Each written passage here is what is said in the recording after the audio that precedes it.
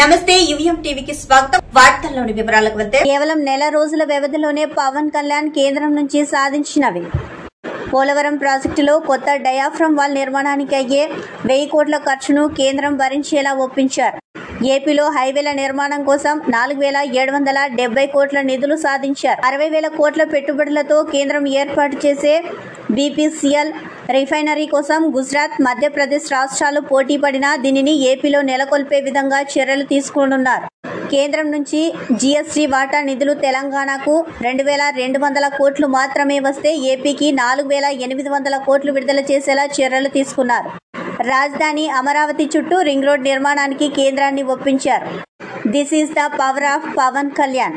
ముక్కండి ఆలయానికి అనుబంధంగా ఉన్న శ్రీకాళహస్తి పట్టణంలోని చెన్నై రోడ్డులో వెలిసిన శ్రీ ద్రౌపది సమేత ధర్మరాజస్వామి ఉత్సవాల ఏర్పాట్లను శ్రీకాళహస్తి దేవస్థానం కార్యనిర్వహణాధికారి ఎన్వి అసన్మూర్తి సోమవారం పర్యవేక్షించారు. ఈ సందర్భంగా ఆయన మాట్లాడుతూ ఈ నెల 12 నుంచి 21వ తేదీ వరకు శ్రీ ద్రౌపది సమేత ధర్మరాజస్వామి ఉత్సవాలు జరగనున్నాయి.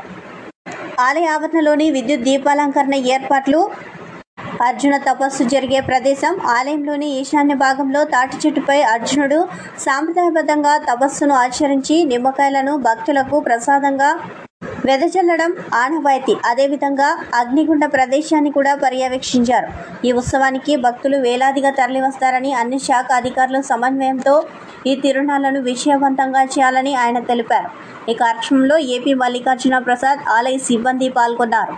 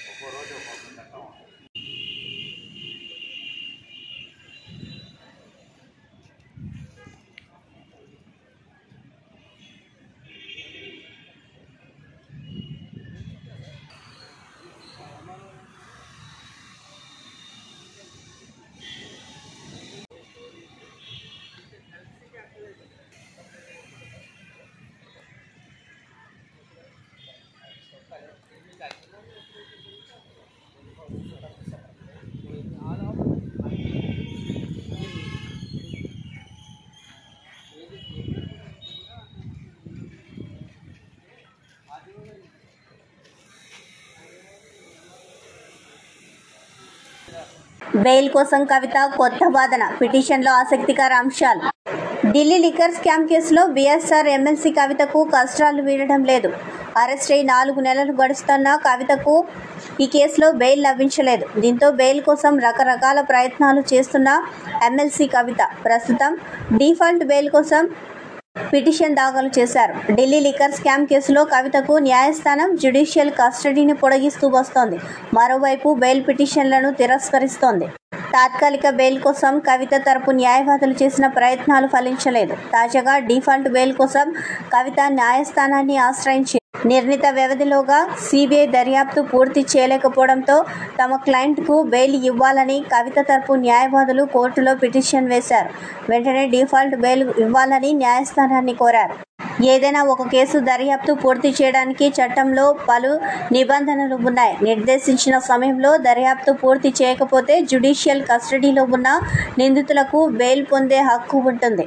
క్రిమినల్ ప్రొసీజర్ కోడ్ సిఆర్పిసి నిందితులకు ఈ అవకాశాన్ని కల్పిస్తోంది. సిఆర్పిసి 167(2) ప్రకారం ఏదైనా ఒక కేసుకు సంబంధించిన దర్యాప్తు సంస్థలు నిర్దిష్ట గడువులోగా విచారణ పూర్తి చేసి కోర్టులో ఛార్జిషీట్ దాఖలు చేయాల్సి ఉంటుంది. ఒకవేళ పోలీసులు సకాలంలో ఛార్జిషీట్ దాఖలు చేయకపోతే కోర్టు నుంచి అనుమతి తీసుకోవాల్సి ఉంటుంది. అలా చేయని పక్షంలో నిందితులకు బెయిల్ పొందే అవకాశం ఉంటుంది. దీనిని డిఫాల్ట్ బెయిల్ అంటారు. ప్రతి కేసు విషయంలో డిఫాల్ట్ బెయిల్ నిందితులకు ఒకే విధంగా ఉండవు. నేరాలు, కేసుల తీవ్రత ఆధారంగా గడువు ఉంటుంది. సాధారణంగా నిందితులను అరెస్ట్ చేసిన తర్వాత 24 గంటల్లో విచారణ పూర్తి చేయడం సాధ్యం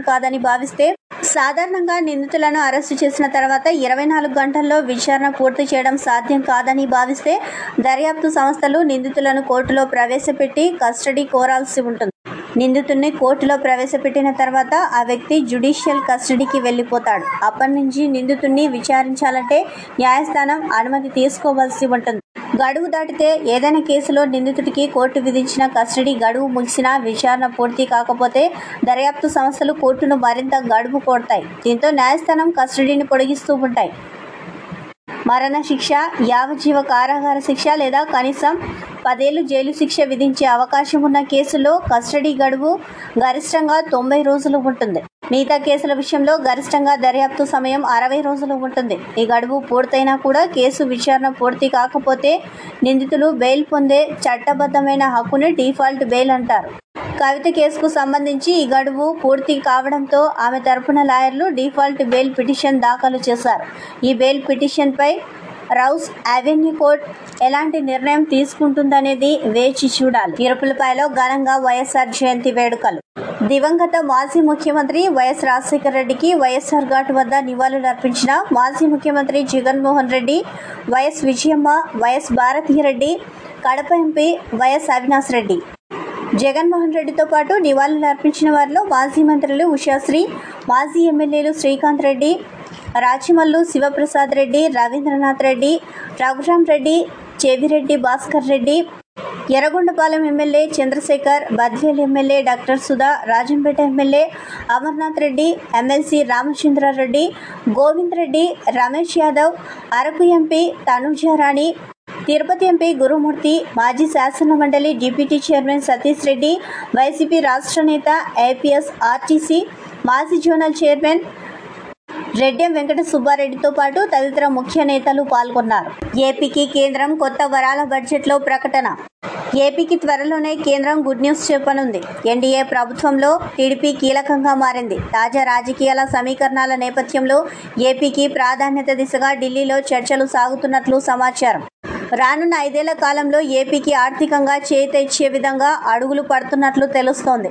ఈ నెల 23న ప్రవేశపెట్టే బడ్జెట్లోనే ఏపీకి ప్రాధాన్యత ఇస్తూ కేటాయింపులు ఉంటాయని చెబుతున్నారు. ఘనంగా వైఎస్ఆర్ 77వ జన్మదిన వేడుకలు. గూడూరు నగర పంచాయతీలోని వైఎస్ఆర్ కూడలి నందు మాజీ ముఖ్యమంత్రి వర్యులు కీర్తిశేషులు డాక్టర్ వైఎస్ రాజశేఖర రెడ్డి 77వ జయంతి పురస్కరించుకుని వైఎస్ఆర్ విగ్రహానికి పాలాభిషేకం చేసి పూలమాలలు వేసి నివాళులు అర్పించారు. ఈ కార్యక్రమానికి ముఖ్య అతిథులుగా శ్రీ కోట్ల హర్షవర్ధన్ రెడ్డి, కోడుమూరు నియోజకవర్గ వైఎస్ఆర్సీపీ ఇన్ఛార్జ్ డాక్టర్ ఆదిమూలపు సతీష్ పాల్గొని కేక్ కట్ చేయడం జరిగింది. ఈ కార్యక్రమంలో గూడూరు నగర panchayat chairman Julupalu Venkateswarlu, vice chairman PS Aslam, మాజీ జెడ్పీటీసీ సభ్యులు ఎల్ వెంకటేశ్వర్లు, 2వ వైస్ చైర్మన్ లక్ష్మణ, కౌన్సిలర్లు అలీల్, మద్దిలేటి విజయుడు, టీచర్ కిషోర్, బ్రిక్స్ శేక్షవలి, నందకిషోర్, కలాం, కుమార్, దస్తగిరి, బజారి, కోఆప్షన్ సభ్యులు షబీర్, మదర్సావలి, పట్టణ YSRCP convener Abel, KDCC bank డైరెక్టర్లు పత్తి రంగడు, సత్యాలు, గూడూరు మండల ఎంపీపీ ప్రతాప్ రెడ్డి, జెడ్పీటీసీ మౌలాలి మరియు వైఎస్ఆర్ కాంగ్రెస్ పార్టీ నాయకులు, కార్యకర్తలు అధిక సంఖ్యలో పాల్గొని కార్యక్రమాన్ని విజయవంతం చేశారు. చెప్పింది చేసిన అరుదైన ఘనత వైఎస్ఆర్దే. వైఎస్ఆర్ 77వ జయంతి వేడుకలు. దివంగత మహానేత డాక్టర్ వైఎస్ఆర్ రాజశేఖర్ రెడ్డి 77వ జయంతి సందర్భంగా దేవస్థానం మాజీ చైర్మన్ అంజూరు తారక శ్రీనివాసులు, మైనార్టీ నాయకులు పఠాన్ ఫరీద్ ఆధ్వర్యంలో శ్రీకాళహస్తి పట్టణం వైఎస్ఆర్ సర్కిల్ వద్ద ఏర్పాటు చేసిన జయంతి వేడుకలకు ముఖ్య అతిథిగా పాల్గొని శ్రీకాళహస్తి నియోజకవర్గ వైకాపా నాయకులు, కార్యకర్తలతో కలిసి వైఎస్ఆర్ విగ్రహానికి పుష్పమాలలు వేసి నివాళులు అర్పించి అనంతరం కేక్ కటింగ్ నిర్వహించిన శ్రీకాళహస్తి నియోజకవర్గం వైఎస్ఆర్ కాంగ్రెస్ పార్టీ మాజీ ఎమ్మెల్యే బియ్యపు మధుసూదన్ రెడ్డి. ఈ సందర్భంగా బియ్యపు మధుసూదన్ రెడ్డి మాట్లాడుతూ దివంగత మహానేత డాక్టర్ వైఎస్ఆర్ రాజశేఖర్ రెడ్డి తన చివరి శ్వాస వరకు ప్రజల కోసమే పనిచేసిన గొప్ప మనిషి అని అన్నారు. రాజన్న సంక్షేమ పథకాలతో ఉమ్మడి ఆంధ్రప్రదేశ్లోని మహిళలు, పేద ప్రజలు నాడు సుఖ సంతోషాలతో జీవించారని అన్నారు. అదే తండ్రి బాటలో జగనన్న ఆంధ్ర రాష్ట్ర పేద ప్రజలకు, అక్క చెల్లెమ్మల కోసం ఎన్నో సంక్షేమ పథకాలను ప్రవేశపెట్టి తండ్రికి తగ్గ తనయుడు నిరూపించుకున్నాడని ఈ సందర్భంగా వారు అన్నారు. ఈ కార్యక్రమంలో పార్టీ కార్యకర్తలు తదితరులు పాల్గొన్నారు.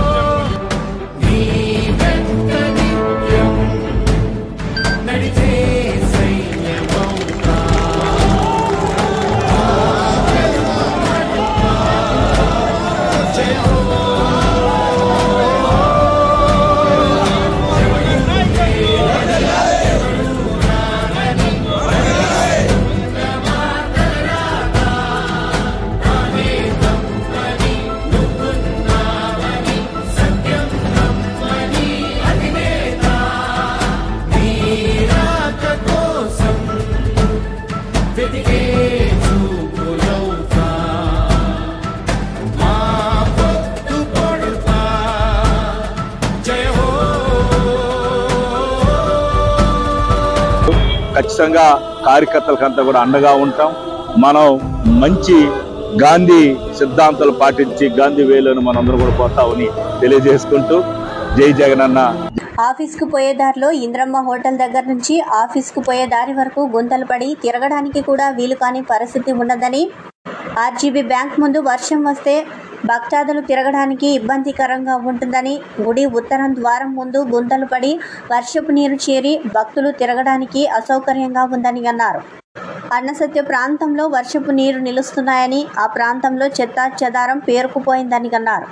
దేవస్థానంకు వచ్చిన భక్తులకు నీటి సౌకర్యం సరిగా లేదని, స్నానానికి ఇబ్బందికరంగా ఉన్నదని, ఎల్ఎల్సి నీళ్లు వచ్చినా పర్వాలేదు, లేకపోతే తగిన ఏర్పాట్లు చేయాలని, లెట్రిన్ రూమ్లు సరిగా లేవని, వాటికి కూడా నీటి సౌకర్యం కల్పించాలని సిపిఎం పార్టీగా డిమాండ్ చేస్తున్నామని, సమస్యలన్నింటిపై సూపరింటెండెంట్ వెంకటేష్ ఈ సందర్భంగా మెమోరాండం ఇవ్వడం జరిగిందని సిపిఎం నాయకులు అన్నారు. ఈ కార్యక్రమంలో సిపిఎం పార్టీ నాయకులు ఈరన్న, మారయ్య పాల్గొన్నారు.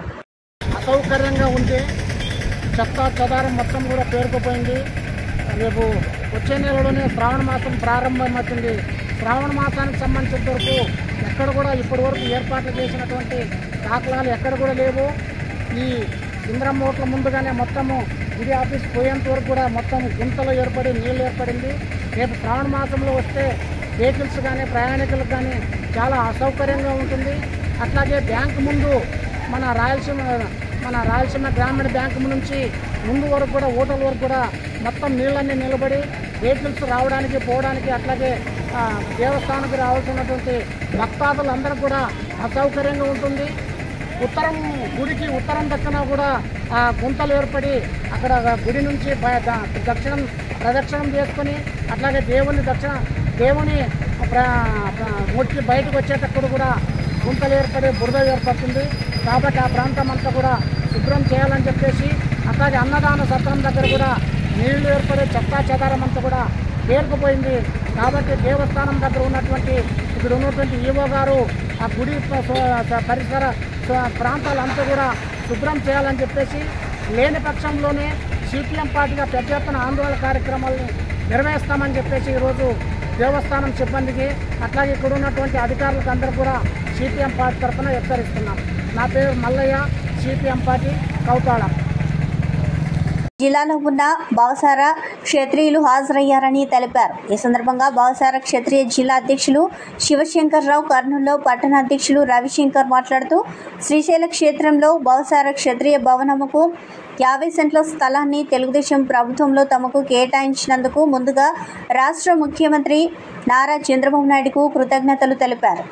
అలాగే రాష్ట్ర రాజధానిలో భవసార క్షత్రియ భవనంకు 1 ఎకరా స్థలాన్ని కేటాయించాలని, అదేవిధంగా తమ జనాభా ప్రాతిపదికన భవసార క్షత్రియ కార్పొరేషన్ ఏర్పాటు చేసి తమ కుల బంధువులకు నామినేటెడ్ పోస్టులు ఇవ్వాలని రాష్ట్ర ప్రభుత్వానికి విన్నవించారు. రాష్ట్ర 3వ వర్కింగ్ కమిటీ సమావేశము కర్నూలులో జరుగుతుంది. ఈ కార్యక్రమానికి ఆల్ ఇండియా ప్రధాన కార్యదర్శి గడ్డాలే కిషన్ గారు, ఏపీ ప్రెసిడెంట్ గారు, ప్రధాన కార్యదర్శి గారు, రాష్ట్ర నలుమూలల నుంచి దాదాపుగా 400 మంది భావసార క్షత్రియులంతా వచ్చి కర్నూలులో ఈరోజు కార్యక్రమం 3వ వర్కింగ్ కమిటీ సమావేశం జరుపుకుంటున్నాము. ఈ కార్యక్రమంలో భావసార క్షత్రియ జాతి ఎన్నో ఏళ్ల కళ నెరవేరి ప్రభుత్వం నుంచి మాకు 50 సెంట్ల స్థలాన్ని రాష్ట్ర ప్రభుత్వం కేటాయించింది. రాష్ట్ర ప్రభుత్వానికి భావసార క్షత్రియ జాతి ఎన్నటికీ రుణపడి ఉంటుంది. ప్రత్యేకంగా రాష్ట్ర కమిటీ తరఫున ధన్యవాదాలు తెలుపుతూ ఉన్నాము. మాకు స్థలాన్ని దేవాలయానికి దగ్గరలో కేటాయించి మా జాతికి సహాయం చేసినందుకు రాష్ట్ర ముఖ్యమంత్రి గారికి ధన్యవాదాలు తెలుపుతూ ఉన్నాను. అదేవిధంగా మా రాష్ట్రంలో 190% పేదలు ఉన్నారు కాబట్టి భావసార క్షత్రియ కులానికి ప్రత్యేక కార్పొరేషన్ ఏర్పాటు చేయాలా. ఏ విధంగా అయితే తెలంగాణలో 1/2 ఎకరా స్థలాన్ని ఇచ్చారో రాష్ట్ర రాజధాని అయినటువంటి విజయవాడలో భావసార క్షత్రియ జాతికి 1/2 ఎకరా స్థలాన్ని ఇవ్వవలసిందిగా రాష్ట్ర ప్రభుత్వాన్ని నేను రిక్వెస్ట్ చేసుకుంటున్నాను. అదేవిధంగా నామినేటెడ్ పోస్టు రాష్ట్ర వ్యాప్తంగా భావసార క్షత్రియ జాతి ఓట్లేసే యంత్రాలుగా కాకుండా మాకు కూడా మా జాతిని గుర్తించి నామినేటెడ్ పోస్టులు ఇవ్వాలని కోరుకుంటున్నాము. రాష్ట్ర వ్యాప్తంగా భావసార క్షత్రియ జాతి దాదాపు పేదలు ఉన్నటువంటి జాతికి రాష్ట్ర ప్రభుత్వం గుర్తించి ఈ సమస్యలను పరిష్కరిస్తారని మేము సవినయంగా రాష్ట్ర ప్రభుత్వానికి రిక్వెస్ట్ చేస్తున్నాము. నా పేరు హంచాటే రవిశంకర్, కర్నూలు నగర పట్టణ అధ్యక్షుడు. ఈరోజు మా కర్నూలు నగరంలో నిర్వహిస్తున్నటువంటి 3వ జాతీయ కార్యవర్గ సమావేశానికి విచ్చేసిన మా భావసార బంధువులందరికీ ధన్యవాదాలు తెలుపుతున్నాను. కార్యక్రమం విషయం ఏమనగా మాకు శ్రీశైలంలో ప్రభుత్వము 1/2 ఎకరం స్థలం కేటాయించింది. దానికి షుగర్ వ్యాధి వస్తే ఎన్నో సమస్యలు వస్తాయని, షుగర్ వ్యాధి రాకుండా ఉండాలి అంటే ముందుగానే తగిన జాగ్రత్తలు తీసుకోవాలని డాక్టర్ భరత్ తెలిపారు. మంచి ఆహారం, నడక, వ్యాయామం, యోగా ప్రతిరోజు చేస్తే షుగర్ వ్యాధి నుంచి తప్పించుకోవచ్చునని ఆయన తెలిపారు. ఈ సందర్భంగా డాక్టర్ భరత్ను డాక్టర్ చంద్రశేఖర్ ఆధ్వర్యంలో సన్మానించారు.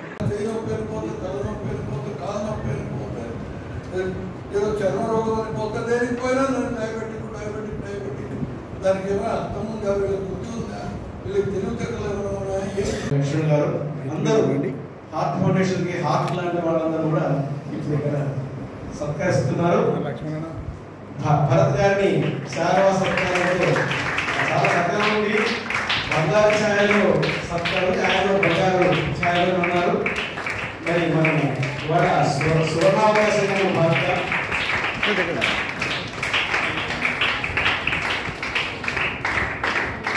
ప్రయాణకరంగా వారి సత్కార కార్యక్రమం జరిగింది. అందరి కరతాల ధ్వనుల మధ్య వారి గుండె చప్పుడు కూడా పెరిగింది. ఈ విధంగా గుండె బాగా బలంగా ఉండడం కోసం కూడా వారు డయాబెటీస్ ని నివారించడానికి చక్కటి ఉపన్యాసం ఇవ్వబోతున్నారు. మనం ధన్యులము. మరి ఫౌండేషన్లో వచ్చిన టాపిక్స్ షేర్ చేసుకోవడానికి అవకాశం రావడం, ఇక్కడ ఇంతమంది పెద్దలు, ఎంతో ఎంతూజియాస్టిక్ స్టూడెంట్స్ అందరూ అటెండ్ అయినారు. We are very happy. యాక్చువల్గా మనకు చాలా ఈ మధ్య కాలంలో డయాబెటీస్ అనేది, ఎస్పెషల్లీ మధుమేహం, బ్లడ్లో షుగర్ స్థాయి పెరగడం అనేది భారతదేశంలోనే కాదు ప్రపంచవ్యాప్తంగా అన్ని దేశాల్లో, అటు అభివృద్ధి చెందిన దేశాల నుంచి ఇటు వెనకబడిన దేశాలు అన్నిటిలో కూడా మధుమేహం, డయాబెటీస్ అనేది చాలా ఇబ్బందికరంగా మారింది.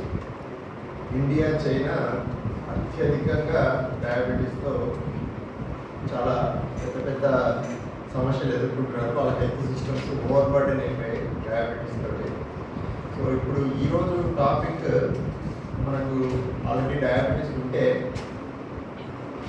అక్కడితో అయిపోలేదు మన ఇది మన జీవితం. మనం డయాబెటీస్లో కూడా ఆరోగ్యంగా ఆనందకరంగా ఎల్లకాలం ఉండొచ్చు. ఇక్కడే చాలామంది ఎగ్జాంపుల్స్ ఉన్నారు, ఎంతో ఆరోగ్యకరంగా ఎంత ఆహ్లాదకరంగా వాళ్ళు లైఫ్ని లీడ్ చేస్తున్నారు పెద్దలు. సో ఇప్పుడు షుగర్ వచ్చిన తర్వాత మనం కొన్ని జాగ్రత్తలు తీసుకున్నట్లయితే దాని ఎఫెక్ట్స్ లైఫ్లో మనల్ని ఏమాత్రం ఇంపాక్ట్ చేయకుండా మనం సంపూర్ణంగా అన్ని రకాల మనం చేయాల్సిన అన్ని పనులన్నీ చేసుకుంటూ ఆరోగ్యంగా ఆనందకరంగా ఉండొచ్చు. సో ఒక పాజిటివ్ మైండ్ సెట్ తోటి మనం డయాబెటీస్ని ఎలా ఎదుర్కోవాలి అనేది ఈరోజు టాపిక్.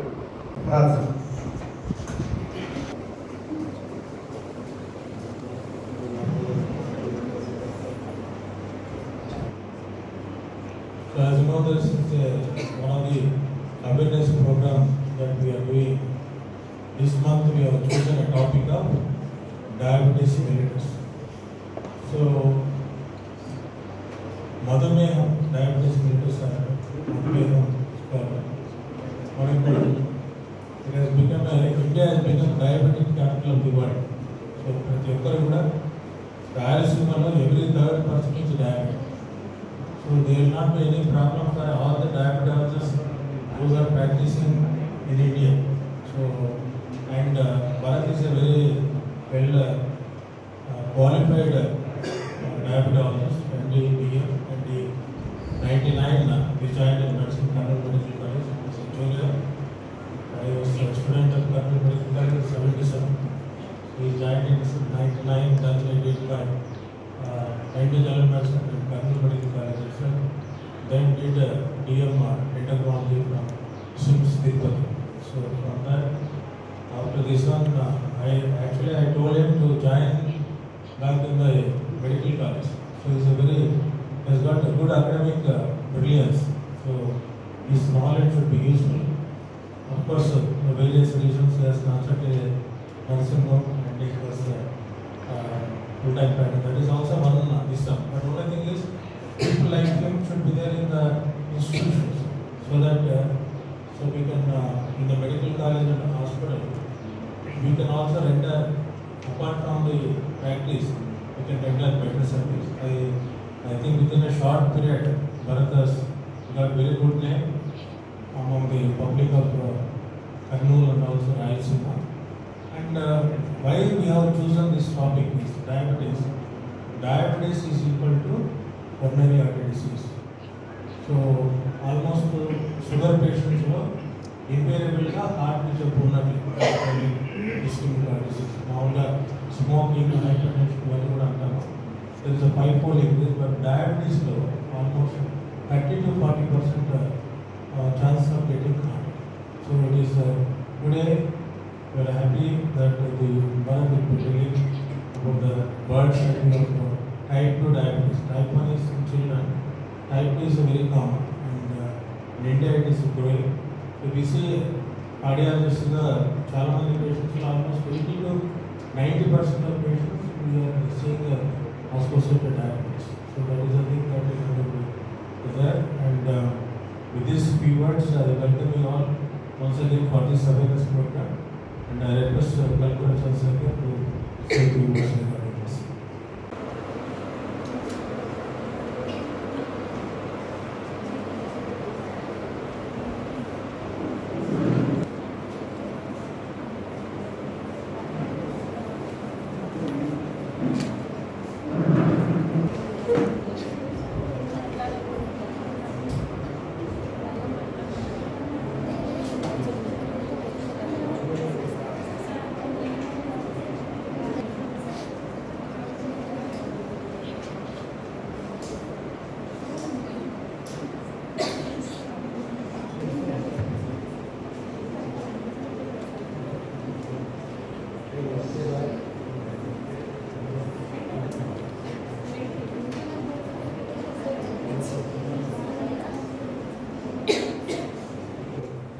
అనే విషయంగా చాలా నిపుణులైనటువంటి వైద్యులను రప్పించి ఆయా శాఖలకు సంబంధించిన వాళ్ళని చక్కటి అవగాహన సదస్సులు ఏర్పాటు చేయడం సర్వాంతర్యామి అంటున్నారు.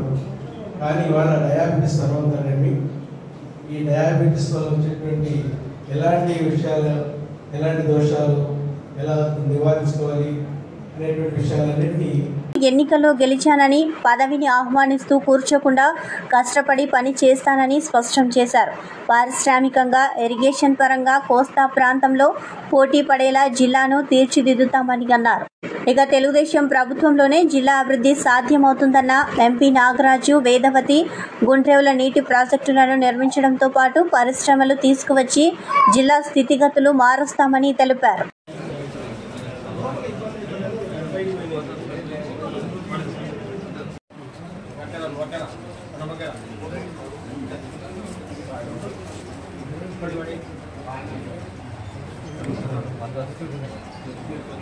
పార్లమెంట్ అత్యంత వెనకబడింది. మనం ఏదో పదవులకు వచ్చిన మేము ఏదో కూర్చొని ఆస్వాదిస్తామని ఏమాత్రం అనుకుంటాం. ప్రజలారా ఖచ్చితంగా డే 1 నుంచి మేము పనిచేసి ఈ కర్నూలు పార్లమెంట్లో ఇరిగేషన్ పరంగా అయితేనేమి, పారిశ్రామిక అయితేనేమి, మరో కోస్తాతో పోటీ పడే విధంగా ఏ విధంగా తయారు చేయాలో ఖచ్చితంగా పనిచేస్తామని చెప్పేసి తెలియజేస్తున్నాం.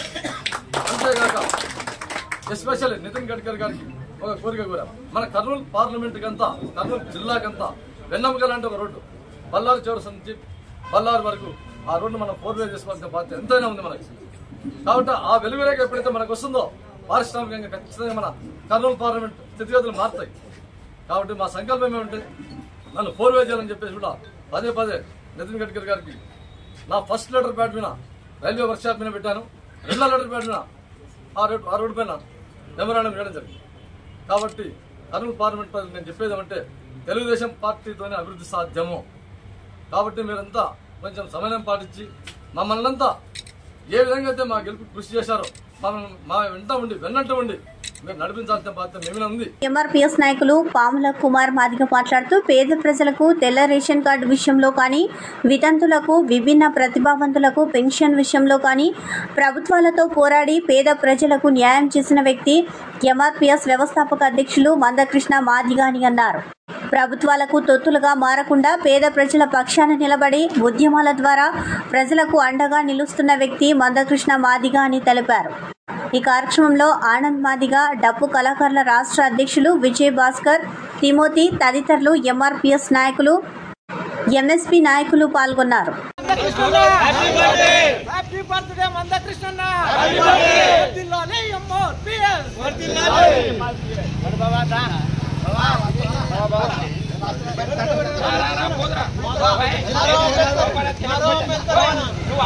సహకరించారు పెద్దలు ఈ పుష్పపు శ్రీరాములు గారు. ఎందుకంటే పోయి అడుగుతూనే అదేవిధంగా మా అత్తైనటువంటి రజనమ్మ గారు, అదేవిధంగా మా తండ్రైనటువంటి ఏ బాబు గారు, మా మామైనటువంటి భాస్కర్ గారు, అదేవిధంగా ముందు నడిపించినటువంటి మాతో పాటు దాడి చేసినప్పుడు అందరూ జైలు వెళ్ళడం జరిగింది. ఎందుకంటే ఇవి ఎందుకు చెప్తున్నామంటే మన వార్డు ప్రజలకు తెలియాలని, ఉన్నటువంటి వాళ్ళకి తెలియాలని చెప్పి తెలియపరుస్తున్నాం. తిమోతన్న గారికి, అదేవిధంగా ఇక్కడ వచ్చినటువంటి అందరికీ నా సామాజిక ఉద్యమ నమస్కారం.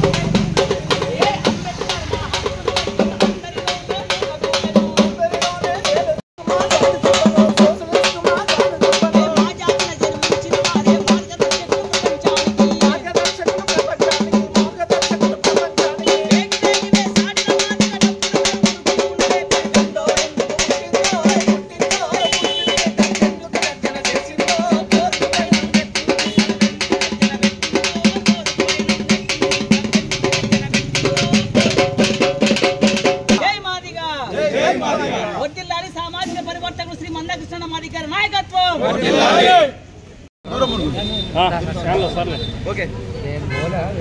ఈరోజు ఎంఆర్పీఎస్ 6వ దినోత్సవం సందర్భంగా మరి కర్నూలులో నడిబొడ్డైన 12వ ward SC, ST, BC minority ఆధ్వర్యంలో ఎంఆర్పిఎస్ నూతన జెండా ఎగరేయడానికి గేర్లో కుల మతంతో సంబంధం లేకుండా, ఎందుకంటే ఎంఎస్పీ పార్టీ ప్రతి కులాన్ని కప్పుకునే దిశలోనే ఎంఆర్పిఎస్ శ్రీకారం చుట్టింది కాబట్టి మాకు తోడుగా దళితులకు ఎంఆర్పిఎస్కు మైనార్టీ లీడర్లైన మన సోదరులు, ముఖ్యంగా ఈరోజు శ్రీ మాన్యశ్రీ మందకృష్ణన్న గారి పుట్టినరోజుని వారు ఎంత బాగా చక్కగా నడిపినారంటే, కేవలము కులం మతం నక్కోబై అన్ని కులాలకు సీదా పని చేసింది కృష్ణమ్మాది అని చెప్పి ఆరోగ్యశ్రీ కార్డును తీసుకొని మొదలుకొని రేషన్ కార్డు వరకు పింఛన్లు అక్క చెల్లెళ్ళు ప్రతి కుటుంబంలో ఉండరని చెప్పి భావిస్తూ నిజంగా మన 12వ వార్డు ఇన్ఛార్జీలైన అన్నపోగు రవి గారి ఆధ్వర్యంలో ఈ యొక్క కార్యక్రమం జరిగింది కాబట్టి ఆయనకు మరి గేట్ పెద్దలకు శ్రీరాములన్న గారికి, తిమ్మోతి బాబు గారికి, రిజ్వాన్ భాయ్ గారికి, మరి ముస్లిం సోదరుడు మొహమ్మద్ హుస్సేన్ గారికి సామాజిక ఉద్యమాన్ని నమస్కారం తెలపరుచుకుంటూ మరి యొక్క కార్యక్రమాలు ఎన్నో ఉన్నాయి కాబట్టి ప్రతి ఒక్కరూ పాల్గొనాలని చెప్పి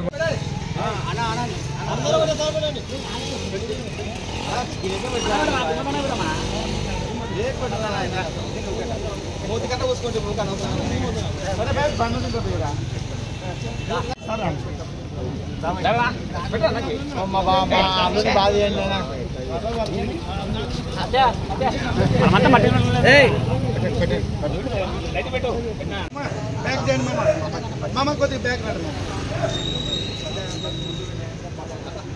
ఆయన ముందుకు పెట్టండి.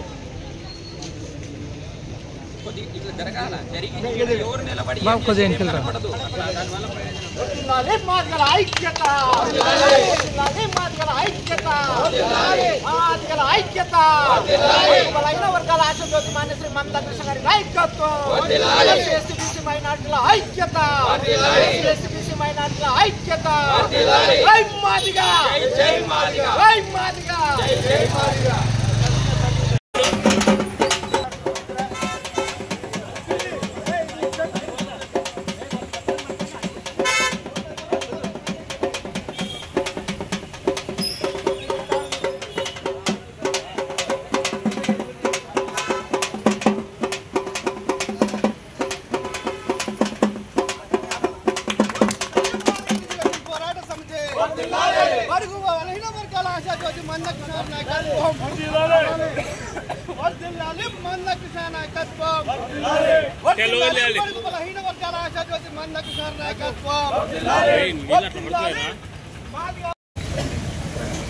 మాదిగల చరిత్ర చెప్పుకోదగింది.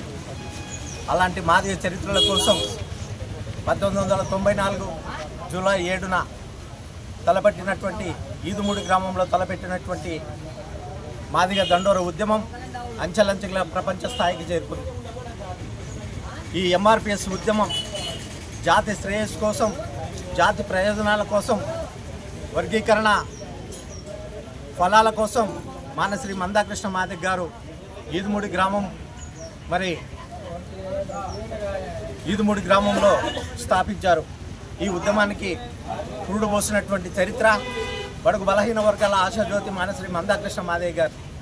అలాంటిది ఈరోజు వర్గీకరణ లక్ష్య ధ్యేయంగా చేసుకొని మాన్యశ్రీ మందాకృష్ణ మాదిగ గారు దాదాపుగా 30 సంవత్సరాల సుదీర్ఘ పోరాటం చేస్తూనే ఉన్నారు. అందుకు వర్గీకరణ ఫలాలు రాబోయే తరాలైనా అనుభవించాలని మరి అలుపెరగని పోరాట యోధుడు మాన్యశ్రీ మందాకృష్ణ మాదిగ గారు పోరాటంలో భాగంగా పోరాడుతూనే ఉన్నారు. అలాంటప్పుడు వర్గీకరణ జరగకపోతే మరి మాదిగలు చాలా నష్టపోతారనేటువంటి ఆలోచనతోన మాన్యశ్రీ మందాకృష్ణ మాదిగ గారు సుదీర్ఘ పోరాటం జరుగుతూనే ఉన్నారు. ఈ పోరాటంలో ఎంతోమంది మాదిగలు అమరులైనారు. అమరులు అయ్యా వర్గీకరణ సాధనే మా లక్ష్యమని మేము ప్రాణ త్యాగమైన చేస్తాం, కానీ వర్గీకరణ మా ధ్యేయం అనేటువంటి ఆలోచనతోన ఎంతోమంది ప్రాణ త్యాగాలు చేశారు. అందుకు ఈరోజు ఎంఆర్పిఎస్ పురుడు పోసుకొని 30 సంవత్సరాలు కావస్తుంది. కాబట్టి ఇదే రోజు బడుగు బలహీన వర్గాల ఆశాజ్యోతి, అలు పెరుగని పోరాట యోధుడు అభినవ అంబేద్కర్ మాన్యశ్రీ మందాకృష్ణ గారి జన్మదినం ఈరోజు కూడా. ఆ జన్మదినాన్ని పురస్కారం చేసుకుంటూ ప్రతి ఒక్కరూ మాదిగగా పుట్టినటువంటి ఈ రాష్ట్రంలో, ఈ దేశంలో, ప్రపంచంలో ప్రతి ఒక్కరూ ఇలాంటి జన్మదినాన్ని మరి అన్న జన్మదినాన్ని చేసుకోవాలని కూడా మాదిగ రిజర్వేషన్ పోరాట సమితి పిలుపునిస్తుంది. వార్తలు ఇంతటితో సమాప్తం. నమస్కారం.